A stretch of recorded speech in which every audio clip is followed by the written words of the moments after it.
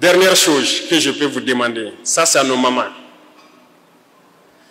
Il y a un phénomène que j'observe sur le terrain et qui ne me plaît pas.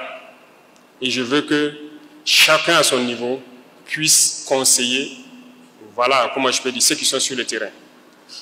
Les gens ont le courage, la rage de vaincre. Mais souvent on a des pertes qu'on ne peut pas s'expliquer.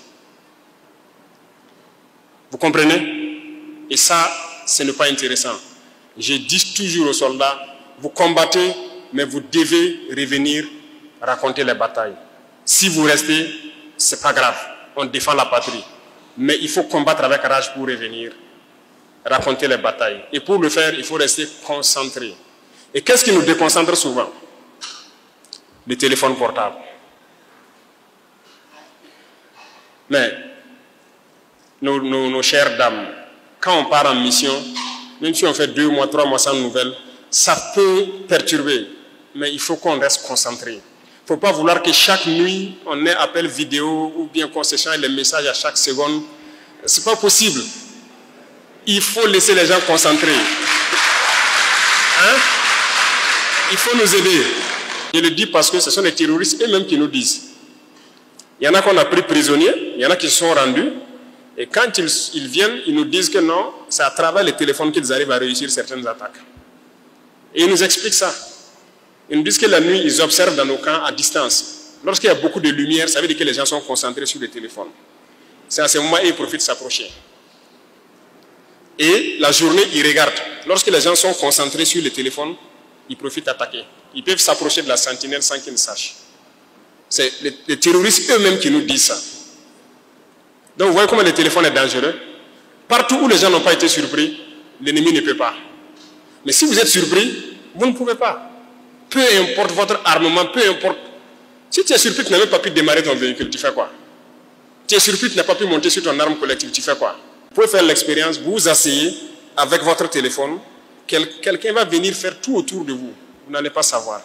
Et la jeunesse a besoin d'être conseillée. Donc ça s'adresse à tout le monde, les chefs coutumiers, les personnes âgées. Il faut conseiller les jeunes. Le pari sportif, quand je le dis pour là, encore par rapport à nos soldats, beaucoup sont concentrés sur ça. Et même ils le reconnaissent. Et ça prend trop de temps. Imaginez un match, ça dure combien de temps là? C'est 90 minutes. Ils sont concentrés sur ça. Et c'est dangereux.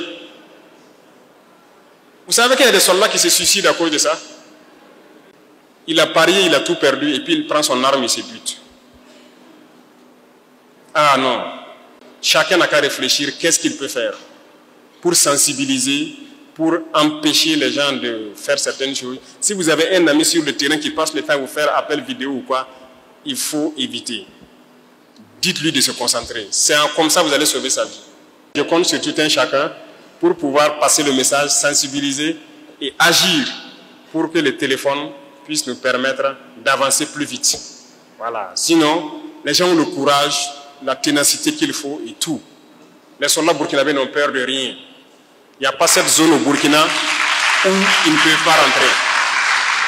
Voilà.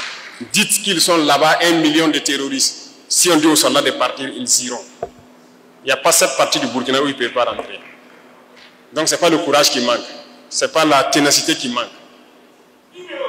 Donc, c'est possible d'aller plus vite.